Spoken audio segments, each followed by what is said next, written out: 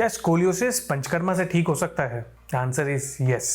हमने बहुत सारे ऐसे केसेस करे हैं जहां पे हमने स्कोलियोसिस को आयुर्वेद और पंचकर्म की मदद से ठीक किया है। आपको किसी भी तरीके की कोई सर्जरी की रिक्वायरमेंट नहीं होती और ये जो प्रॉब्लम है आजकल बहुत कॉमन हो गई है। तो आज इस वीडियो में मैं कुछ अपने एक्सपीरियंसेस आपके साथ शेयर करूंगा कि आयुर्वेद और पंचकर्म में क्या क्या ट्रीटमेंट किया जाता है।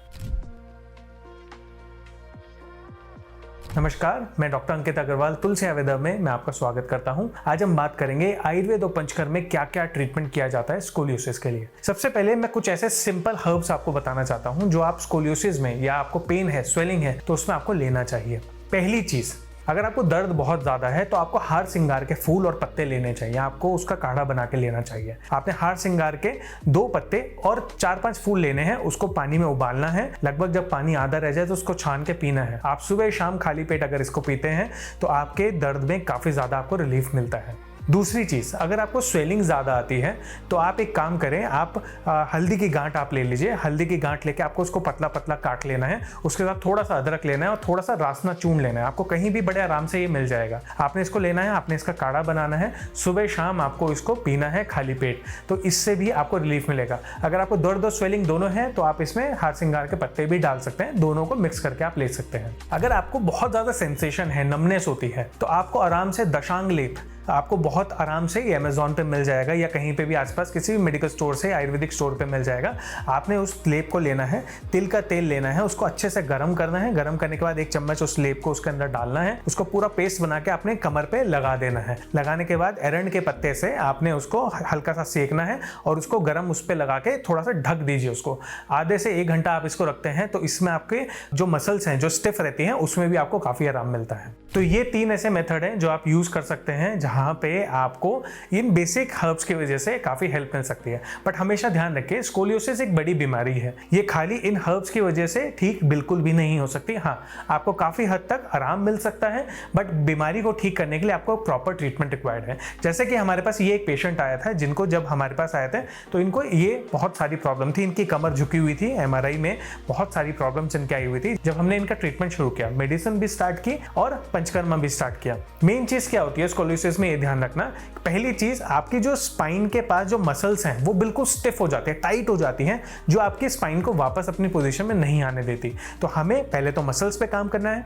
धीरे धीरे वो मसल्स के सप्लाई वीक होने लगते हैं, जिससे कमजोरी आने लगती है, नमनेस आने लगती है, दर्द ज्यादा होता है, तो उस पर भी हमें काम करना होता है। और जो हड्डियां हैं, जब उस पर दबाव बनता है, नसों पर दबाव बनता है या डिस्क पे दबाव बनता है, तो वो भी कमजोर होने लगती है। तो जब भी स्कोलियोसिस पे काम करना होता है तो हमें पहले मसल पे काम करना है, हमें बोन पे भी काम करना है, हमें नर्वस सिस्टम पे भी काम करना है, हमें डिस्क पे भी काम करना होता है। तब जाके स्कोलियोसिस बैलेंस होता है। अब पंचकर्मा के अंदर क्या ऐसे मेथड्स होते हैं जिनको हम यूज करते हैं? सबसे पहली और सबसे इंपॉर्टेंट होती है मेरुदंड वस्ती। मेरुदंड का मतलब होता है स्पाइन। मेरुदंड वस्ती में क्या होता है, आपकी सर्वाइकल से लेकर लंबर तक की पूरी एक वस्ती बनाई जाती है जिसके अंदर ऑयल को फिल किया जाता है। इसके अंदर 4 कंपार्टमेंट बनते हैं, पूरा ऑयल इसमें भरा जाता है जो स्पेसिफिकली बनाया जाता है आपकी बॉडी कंडीशन के अकॉर्डिंग। उसके बाद इसमें पूरा अभ्यंग होता है, पूरे बैक की मसाज होती है। फिर उसके बाद इसकी स्टीम होती है जो कि डेफिनेटिव हर्ब्स के साथ होती है। बहुत सारी ऐसी पाउडर होते हैं, बहुत सारे ऐसे पत्ते होते हैं जिनको इस्तेमाल करके हमने स्टीम को बनाया जाता है। इस स्टीम को बनाने का मेन पर्पस यही होता है कि जो भी हमने ऑयल लगाया है, जो भी हम बीमारी को ठीक करना चाह रहे हैं, उसका पेनिट्रेशन बढ़े, उससे एब्जॉर्प्शन बढ़े, जिससे आपकी मसल जो स्टिफ हुई हैं वो भी रिलैक्स होना शुरू होती हैं और उसका एब्जॉर्प्शन से उसको स्ट्रेंथन मिलता है, वो स्ट्रांग होना शुरू होती है और स्टिफनेस हटने लगती है। उसके बाद हम पोटली करते हैं। जब डीप टिश्यू के अंदर जब ये स्टिफ होने लगती हैं, जो मसल जो स्टिफनेस रहती है, तो पोटली का इस्तेमाल किया जाता है। यहाँ पे पत्र पिंड स्वेद का इस्तेमाल किया जाता है, जंबीर पिंड स्वेद का इस्तेमाल किया जाता है। तो इसकी वजह से हम वात और कफ दोनों का वहाँ पे बैलेंस करते हैं। तो ये बेसिक ट्रीटमेंट होता है जो हम पहले प्रोटोकॉल में शुरू करते हैं। अगर किसी पेशेंट में वात बहुत ज़्यादा बढ़ा होता है तो हम वहाँ पे वस्ती ट्रीटमेंट देते हैं। वस्ती को आयुर्वेद में अर्ध चिकित्सा बोला गया है, क्योंकि यहाँ पे क्या है, आपको जब वात को बैलेंस करना है तो आप वस्ती के थ्रू वात को पूरा बैलेंस करते हैं। तो पूरा आपके शरीर का सर्वांग अभ्यंग स्वेदन होता है, पूरे शरीर की मसाज होती है, स्टीम होती है और एनल रूट से आपके एनीमा दिया जाता है मेडिसिन का, जो आपके वात को बैलेंस करना शुरू करता है। उसके बाद जो थोड़ा सा आपकी प्रॉब्लम रहती है सर्वाइकल के एरिया में, लंबर के एरिया में, तो वहाँ पे कटी वस्ती या ग्रीवा वस्ती लगाया जाता है, जिससे उसको बाकी प्रॉब्लम को भी ठीक किया जाता है। ये ट्रीटमेंट प्रोटोकॉल रहता है जिसमें आपको 20 से 25 दिन लग सकते हैं इस ट्रीटमेंट को करने में, बट ये आपको सर्जरी से भी बचा सकता है। और जो प्रॉब्लम अभी शुरू हुई है, कई लोग सोचते हैं अभी तो थोड़ा ही है, अभी क्यों करना है।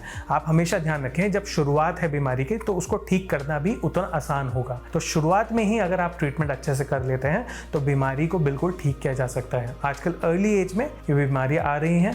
अगर आपकी स्पाइन स्ट्रेट होगी तो आप अपना काम भी नॉर्मली कर सकते हैं, वरना आपके लिए उठना, बैठना, चलना, ये सारी प्रॉब्लम्स बढ़ने लगती हैं। तो अर्ली स्टेज में जब आप आयुर्वेद को इस्तेमाल करते हैं तो आपको किसी भी तरीके की कोई पेन किलर, कोई सर्जरी, किसी भी तरीके की कोई एक्सेस मेडिसिन आपको जरूरत नहीं पड़ती है।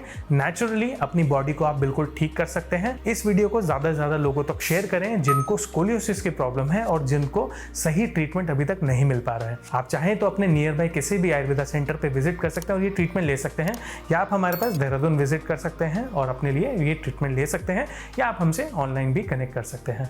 हमारा एक ही मोटिव है, आप सबको आयुर्वेद तक जोड़ना, ताकि आपकी हेल्थ आयुर्वेद से और बेहतर हो सके। Thank you.